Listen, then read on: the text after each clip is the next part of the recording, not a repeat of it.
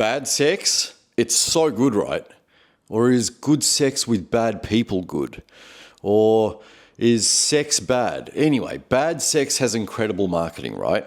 All that chaos that we find gets turned into chemistry or called chemistry, all that avoidance and those phone calls and ghosting, well, it's mystery, right? Shame. It's dressed up as standards and all different types of movements, and people only have one emotionally unstable situationship after another with a strong pull, and then start talking like they've discovered the sacred nature of erotic truth. And anyway, they haven't. Usually they've just met something really deeply hidden in their nervous system, and it works for them. So this is the top 3 facts about sex from a psychological angle, not a porn logic or some movement or whatever side you bat on, not fake spiritual fluff, not to be more masculine or feminine or men are good or whatever it is recycled from clips online. I'm talking about what sex actually shapes in real life, in the mind, how we are shaped by it, how our vision, our body, our shame, our safety, our tension, attachment, desire, all this stuff that makes us go into the very nature of why we do things in so many ways. Freud said it. It's a language that's popular for a lot of people, this sex talk, but nobody really talks about polarity and understanding the driving factors behind it. So the first fact is that sex is psychological before it's behavioral. It's ingrained in the very nature of our beings. People treat sex like it's just physical, like, that short skirt that looks so good, or those big muscles, or whatever it is, that pile of money that gets you excited and wet. Okay, but whether the body can respond in a relaxed, response, focus, and present way is another factor, and it takes some kind of understanding to push the accelerator or the brakes, especially when sex gets out of hand in your life and those systems get permanently activated in attraction, novelty, anticipation, fantasy, chemistry, people, dramas, whatever it might be, stress, fear, resentment, shame, trauma, all these key words, and body insecurity and body shaming and blondes and whatever it is, you know what I mean?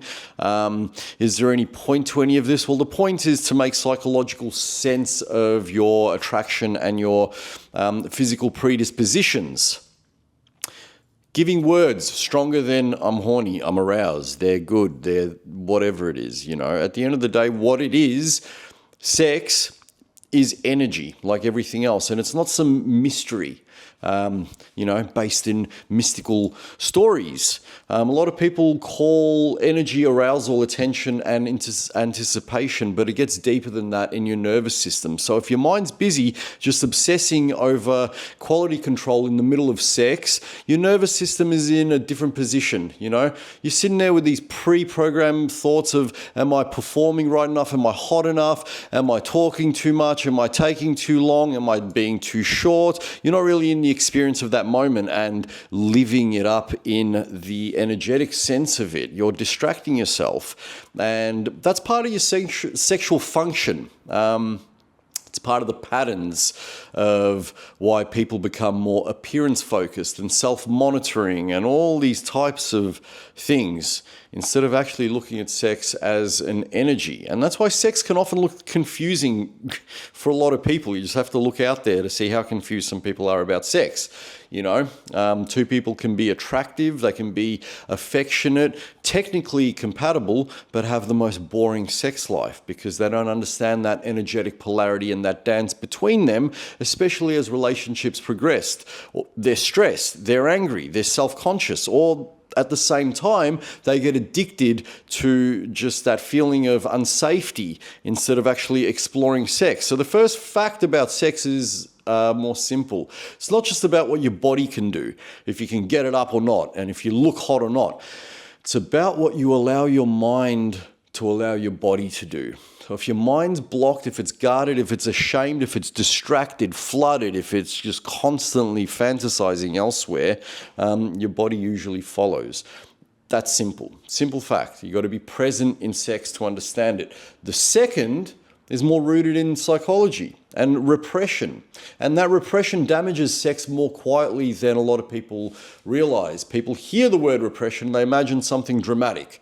Strict religions, heavy taboo, I don't know, whatever it might be, misogynistic men and whatever. No, repression can look more polished and social and high functioning. It can look like somebody who seems confident but never really relaxes sexually. It can look like someone who can flirt all day, but they can't actually name what they want, what their desires are. It can look like somebody who only accesses desire through fantasy, secrecy, distance, or alcohol, and they have no idea about it in the first place. All you have to do is look out there to see a lot of these patterns which cause shame. They make things too real. Sexual shame, the research on it's clear. It's tied to poor sexual well-being, sexual dysfunction, relational problems, and in a lot of cases, hypersexual or compulsive patterns as well. Side note, they usually start in childhood trauma, but I'm not going to go there into this. I'm just talking about sex in this video as a general energy from a psychological standpoint. And repression is a big part of it. It's not just about having or not having sex. It's about being cut off from your own erotic life, your own communication with it. When you feel embarrassing, dirty, weak, dangerous, whatever it might be within yourself, and it doesn't really align with how you put yourself out there. That's your shadow side. That's the reverse. It's actually the reversal of desire and feels. It's the reversal of what feels desirable. It's trauma patterns, shame and insecure attachments that all distort sexual repression, and it's all enhanced by the types of people that you usually attract into your life as well, which often leads to actually less satisfying sexual relationships, numbness, trauma-related shame, and it's also recognized as an important pathway in sexual difficulties, which are often correlated hand in hand with other addictions. So this is where expression needs to be defined properly. Just healthy sexual expression and talking about it. It's not the same as acting on every impulse. It's not about chaos. It's not about shame or compulsion or sleeping with a million people and your problems and calling it liberation and, going on Epstein's Island or whatever it might be. It just means acknowledging that you have desire without being guilty, without being shameful, and communicating about it honestly. And staying present in your body. This idea about sex and feeling sexual without feeling fake, deranged, split, or ashamed, that seems confusing, but, it all starts with communication rather than repression in the first place. And it's a much better way to think about expression than sitting there and buying like $1,000 worth of bondage stuff and chucking it in your wardrobe. Anyway, there's another piece that people underestimate here, which is also body image. A lot of sexual shutdown is not about low libido or some abstract sense. It's literally about self-consciousness. If somebody feels sexy within themselves, that's great. If they feel at war with their body, they're often trying to overcompensate, and they bring that war into intimacy. They force it out of people. They normalize all types of weird, abusive behavior. And I don't want to say weird and get judged here. I just mean it's weird to themselves personally afterwards, and it gets repressed more and more, and it adds to that shadow's energy. So when somebody says, I just can't let go, I just can't this, I just can't whatever, unless, and that whole mystery, it's usually just shame and repression that is unwilling to be communicated. So that's a fact. The third fact is that once people actually manage this, desire needs both safety and tension. So it's a balance, it's polarity. So it's not like you're just one way. So you need to understand your energy and your partner's energy, or at least the energy that you put out there, to contrast the novelty, the same unhealthy sexual patterns and actually see sex as a way that you can express your masculinity, femininity through polarity, like a language. It's not standard scientific terminology, and it's not necessarily about your biological sex. It's about understanding your polarity. Are you more of a passive or a active person, and do you describe that in passion? Do you like to be more dominant, less dominant? All of these kinds of things. So if you've heard a little bit about, masculine and feminine polarity, the most useful way of thinking about it is not that men do this, women do that. That's just like so basic.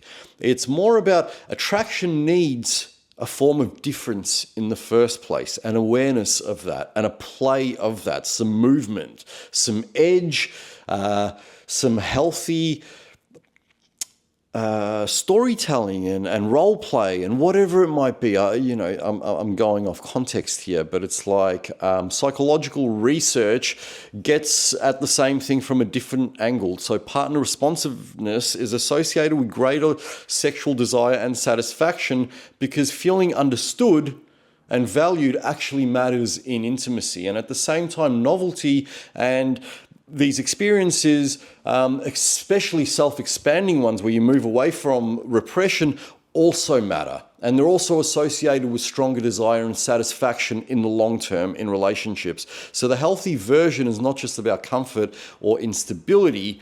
It's literally about safety plus aliveness. It's about understanding this and being able to communicate it and explain it, especially to yourself. These explanations shine light onto why some relationships become emotionally safe but completely sexually flat, and people have sex once a month. Or couples might be loyal, decent, and caring, but when their erotic field is dead because everything's become a routine and over-familiar, they haven't really explored this enough. They're good teammates, really shit lovers. And on the other side, some people keep ending up in chaotic, intense, high-drama sexual dynamics full of affairs and all types of things, but like actually what is underlining there is that there is some kind of anxiety that's anticipated, and this attachment to the way that you activate your erotic nature is attached to that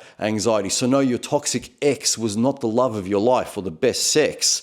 It was just some electric short circuit in your brain, and that should be acknowledged because, it can cause you a lot of other drama if you're not aware of this kind of stuff. And it can cause pain and all different types of loops. And I'm not going to go into it. I go into it in the other videos when you're looking at self-development and the psychology of yourself. This is more about sex and polarity, and it often means that your desire grows when there's more real contrast and understanding and presence that you embody, in whatever role plays in yourself, in your everyday life. You're a dynamic person, and there is a dynamic lived sense of differences and energies between two people, and that's a more useful way of thinking about it rather than stereotypes and buying like a wardrobe full of dildos from Sexpo, for example, and calling yourself the most sexually active person when really you're just on some other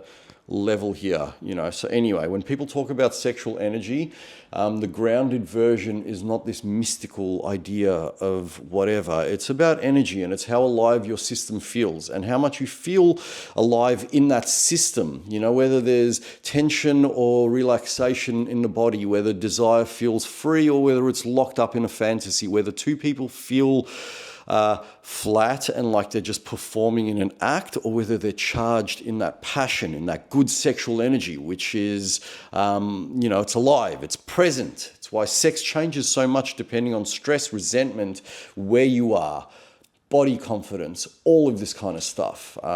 Understanding it will really help you understand why you behave the way that you behave in so many situations out there in the world. And in fact, some of your underlying driving, motivational, psychological factors in life, it's beyond just arousal, but arousal depends on these accelerators, and brakes, not just like attraction. It's like, it's a game. And it's about leaving trauma, self-consciousness, and disconnection behind. And it's about actually exploring this stuff more, because it's one of the biggest drivers of aliveness in your life, and one of the biggest motivators. Don't take my word for it. Just look at, like some of our biggest contributors to psychoanalysis, like Freud and Jung, for example, like, the shadow. So, what are your brakes? What is stressing you? Where is shame being compensated? Are you attached to fear, trauma, distraction? Do you only perform if you have one type of body image, or overthinking, or, all of these things? Do you confuse all of this chaos and over explaining with chemistry, actually, which is based in energy rather than words? Do you call repression standards or some weird kink community when it's really just about disconnection and everything's fine? When I say weird, I just mean like people feel weird in the first place by calling themselves a, whatever outsider community. When really at the end of the day, it's more simple. Sex isn't just a revelation about attraction. It's about regulation, and it's actually about like revealing the other parts about yourself. It's a point of growth through shame, growth through positive body image, growth through healthy relationships rather than attachments, growth through truth and aliveness. So anyway, if your sex life is confusing, don't reduce it to just like, oh, it's gone and we have just lost chemistry and there was chemistry there before. Look deeper. Look at the shame, look at the pattern, look at what you're not saying, look at the dynamics, because once you understand the psychology of sex, especially within yourself, what felt mysterious starts to look more honest and easy to navigate. And I guarantee you it will improve. So anyway, I hope that's been helpful. And if you want to find out more about your daily psychological predispositions to do with any of these topics in these videos, including sex, get on the App Store, download Stayo, and with a few minutes a day, you can just look more at the patterns that are repeating and holding you back, or at least have a little bit more honest understanding about your own personal development to do with any of these core topics that we all have as people.